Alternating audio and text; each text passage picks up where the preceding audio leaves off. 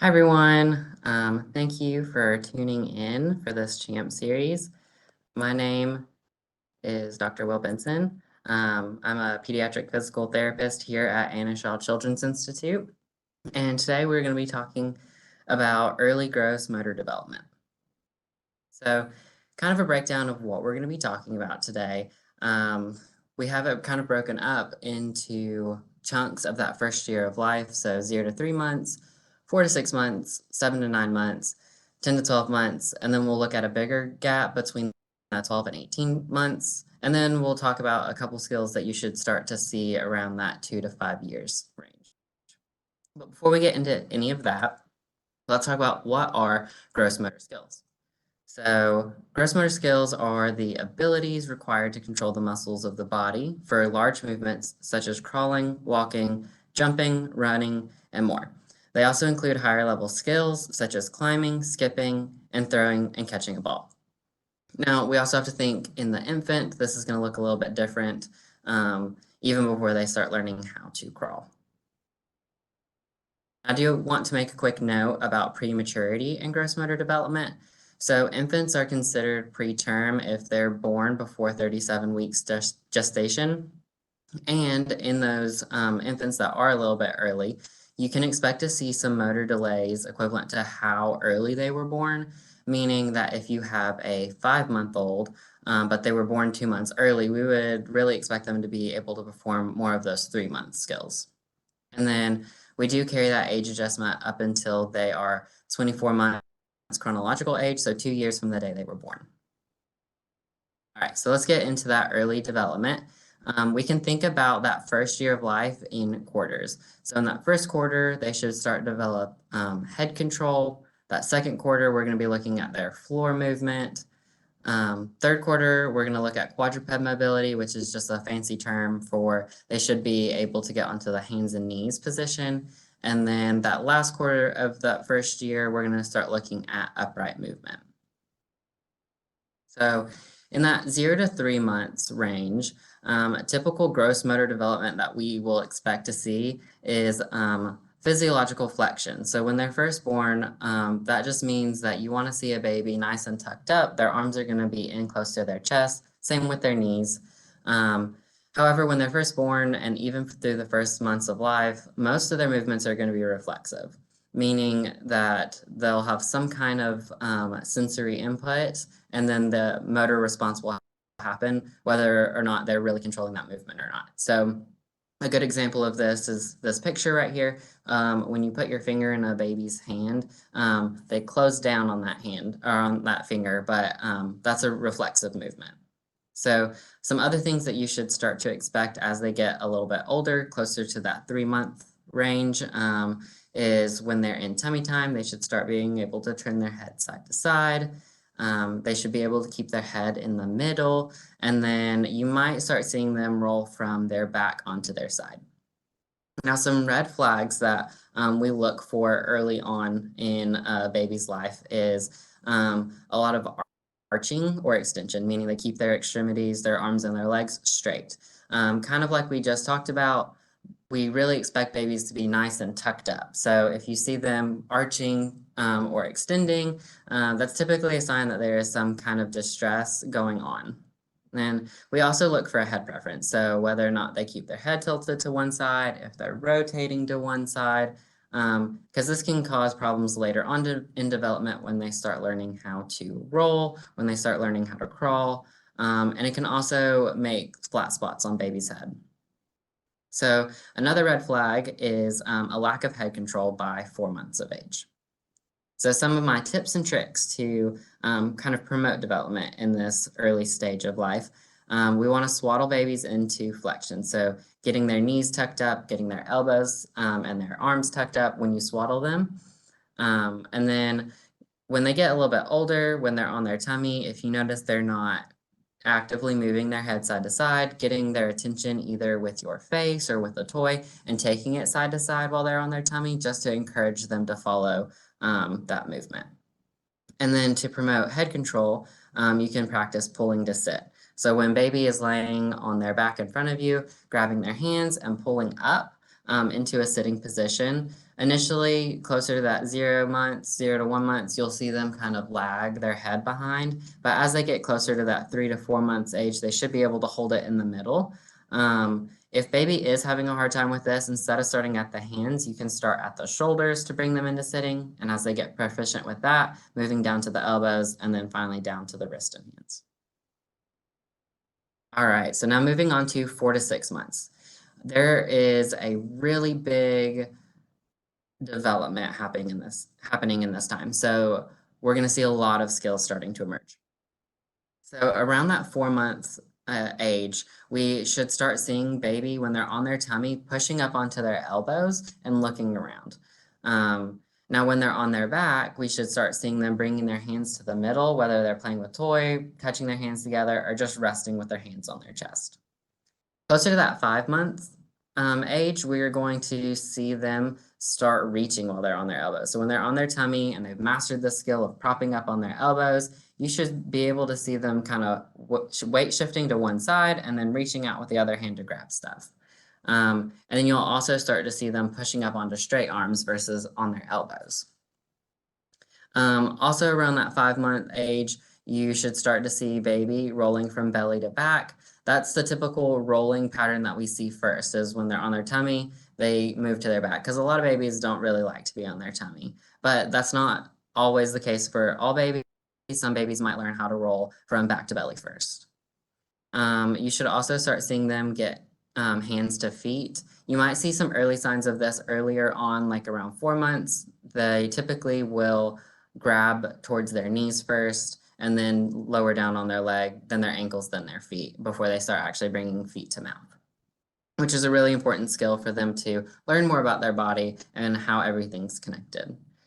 Around 5 months as well, you should start to see baby prop sit, which a good example of this is this picture right here. Since baby's not super stable on their own yet, you'll see them kind of with their legs kind of spread out, but they need a little bit of extra support, so they're going to put their hands down beside them to give them more stability so they're not as likely to tip over. However, in this position, you're not going to really see baby playing a whole lot, since they need their hands on the ground to maintain that stability. And now, closer to that 6 month age range, you might expect to see baby rolling back to belly, ring sitting, which is basically that prop sitting, but hands are not on the ground anymore. A lot of times when baby starts to sit without having their hands on the ground, you'll see them in this position right here, which we call high guard. It's another way for them to gain stability. But as they get more practice in sitting, you'll see them go from here more down to here, and then hands kind of towards that midline before they start reaching and looking for toys. And then another skill that you should see around 6 months is when they are playing with something, whether that's on their belly or on their back, or if you're sitting with them, is if they have a toy, they'll pass it back and forth between their hands. So moving on to some red flags that we might see in the 4 to 6 month old. So things to look out for when baby is on their tummy, if they're not pushing up by 5 months, and that's not by pushing up onto their straight arms, but if they're not really attempting to get onto their elbows at 5 months. If they're not sitting even with you helping by 6 months, and then if they're not rolling either direction by 7 months. So some tips and tricks to help baby with these skills, providing some support when they push up. So a lot of babies, if they are a little bit weak, you can roll up a blanket or a towel and put it right underneath their chest. That helps to put some of the weight there versus them having to take all their weight through their elbows. I've even used like a pool noodle to go under their chest and get their elbows out front. That way they're not as likely to pull their elbows back, because that pool noodle is a little bit stiffer than like a blanket or a towel. So moving on to sitting with support. So whether or not that's like you sitting on the floor with them, having your hands up under their armpits, that's going to be the most stable that you can get. And as they get a little bit more stability, you can move down, and then moving down to their waist, which is the least amount of stability that you can give before you take your hands off of them. But honestly, one of my favorite things to do with babies learning how to sit is to put them in a laundry basket.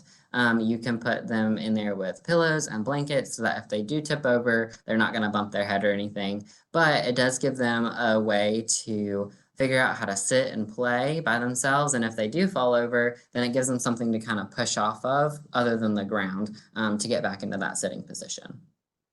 And then teaching babies how to roll.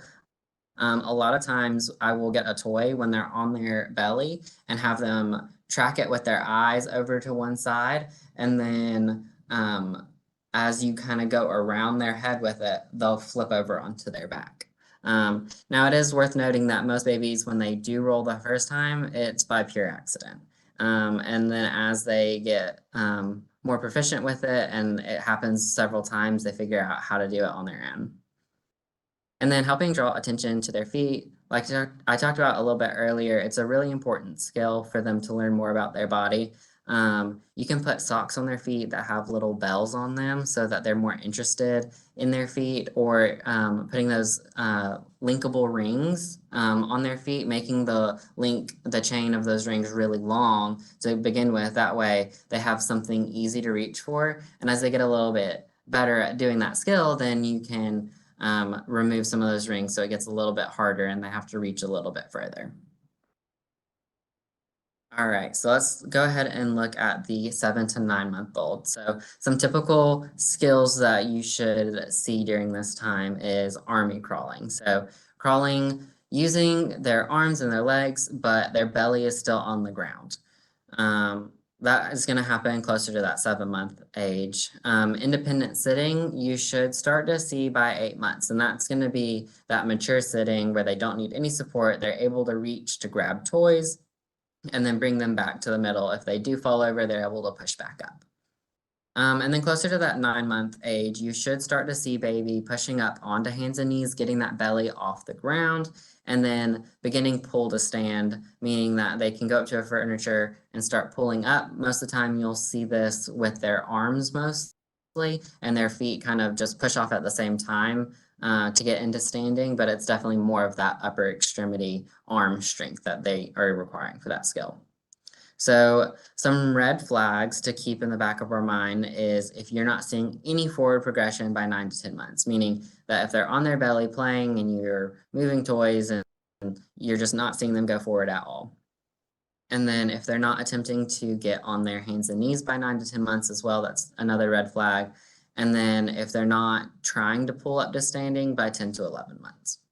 So what are some ways that we can promote these skills? So promoting army crawling by when baby's playing on the floor on their belly, just placing those toys out just a little bit in front of them, just right outside of reach, to see if they will pull themselves forward at all.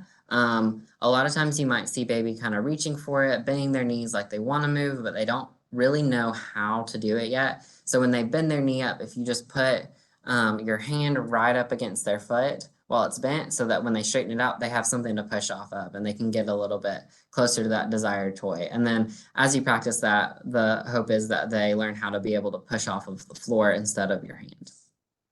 So then promoting that hands and knees position, a lot of times we'll see kids, if they're a little bit delayed in this, they just have a little bit weaker core. So their abdominal muscles just aren't quite there yet.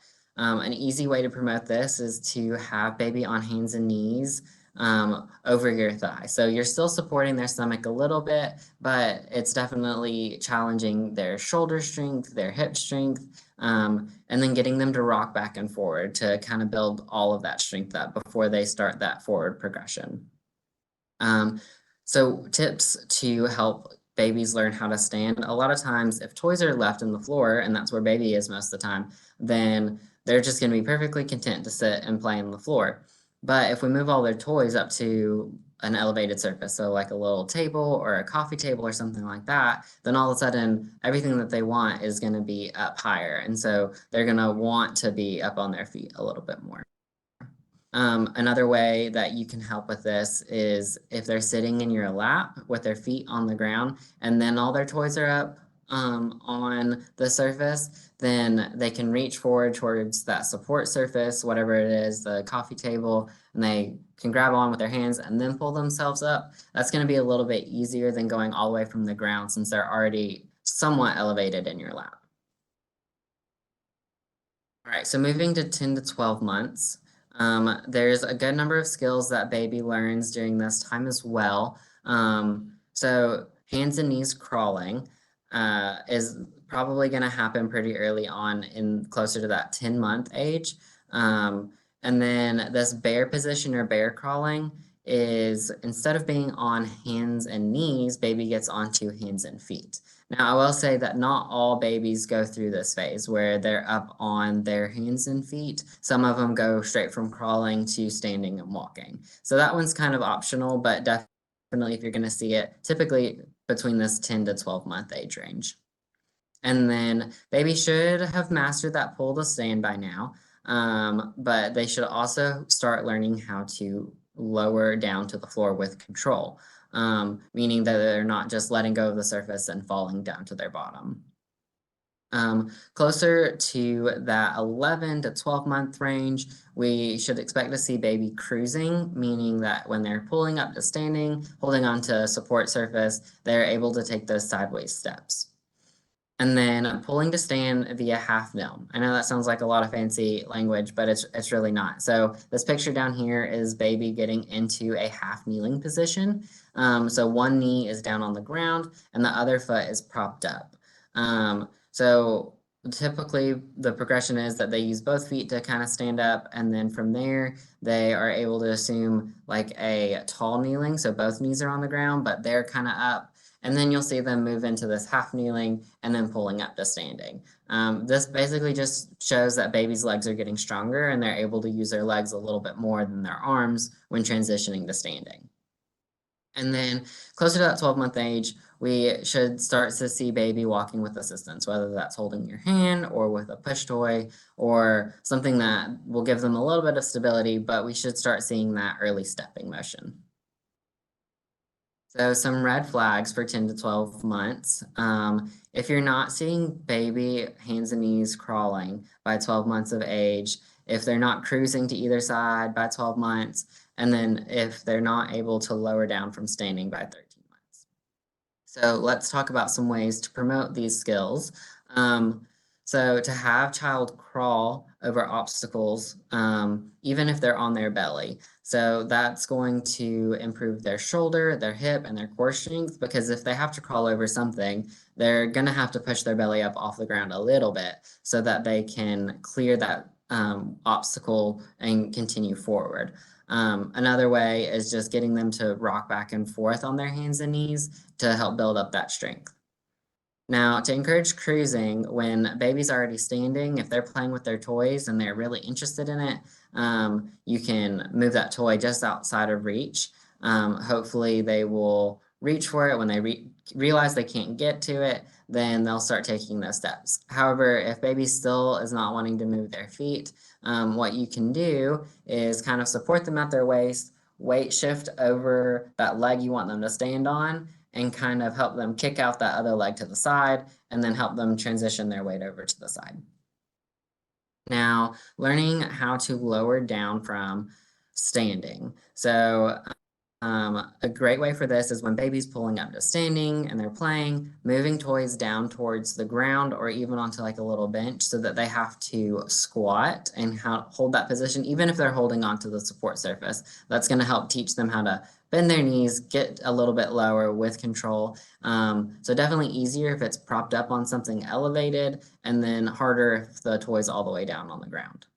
Another great way for baby to learn how to stand without some additional support is having them stand with their back against the wall so they have some support, but then if you're playing in front of them with a toy and they can come off forward to play with it for a second before coming back to the wall so that they get that introduction of standing without holding on to anything.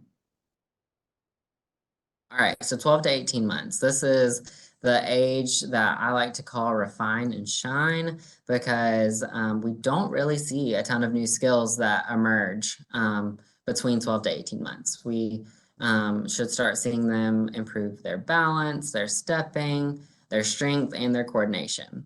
So what are the new skills that we can expect to see between 12 and 18 months?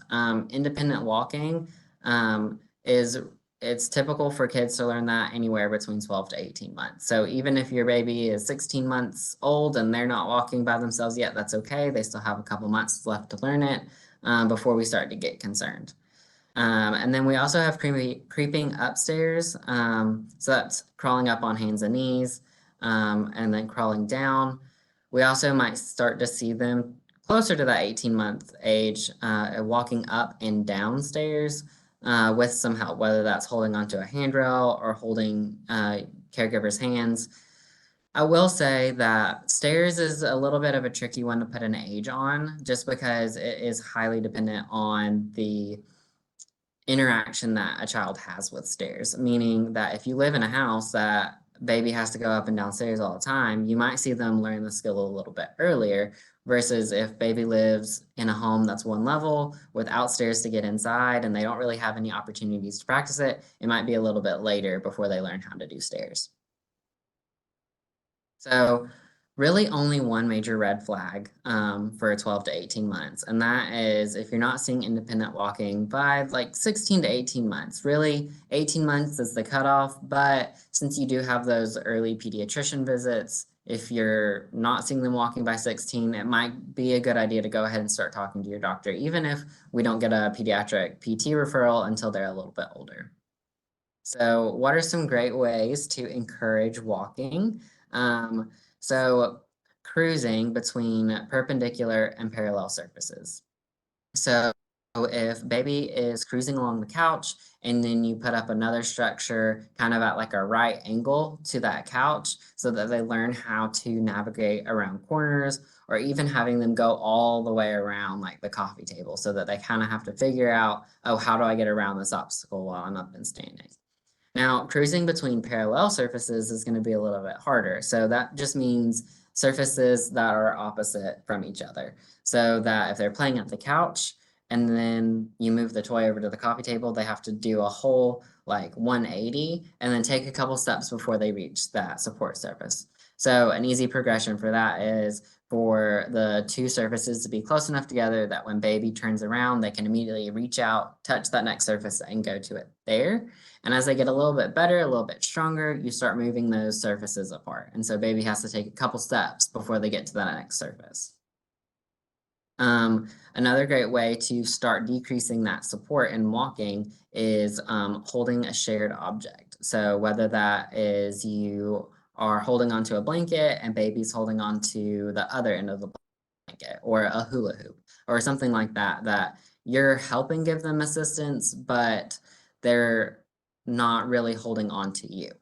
So a great way, if you are working on walking while baby's holding your hands, a lot of times our instinct is to hold both baby's hands right overhead. Now you have to think that's a lot of support for baby. You're taking some of their weight, and so they're not having to do as much work. So as they get better with walking and their hands are up over their head, you might have to bring those arms from here all the way down to their waist so that they don't have the opportunity to either pull or push on you as much. And then, of course, going from two hands to one hand. And then if you are concerned about baby falling or they're still not quite stable enough to walk by themselves, you can grab onto the back of their shirt or the back of their pants just to give them a little bit of support, but you're not really offering them anything to hold on to.